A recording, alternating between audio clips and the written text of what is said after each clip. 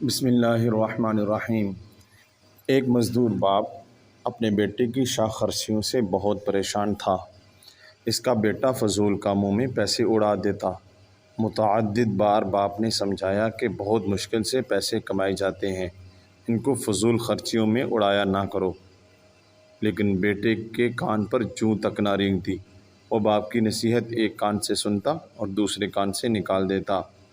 مزدور باپ نے ایک دن اپنے بیٹے سے کہا، بیٹا آج میری طبیعت ٹھیک نہیں، آج آپ میری جگہ پر مزدوری کرنے کے لیے چلے جاؤ۔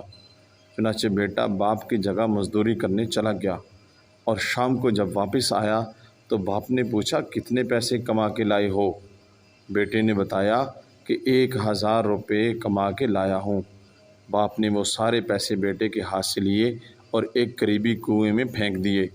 بیٹا یہ دیکھ کر تلملا اٹھا اور باپ سے کہا، ابو جان یہ آپ نے کیا کر دیا؟ میرے سارے دن کی محنت ضائع کر دی۔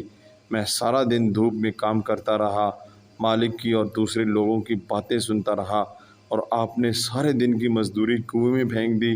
آپ نے بہت ظلم کیا، بڑی ناانصافی کی۔ باپ نے کہا، بیٹا یہ میں نے تمہیں احساس دلانے کے لیے کیا۔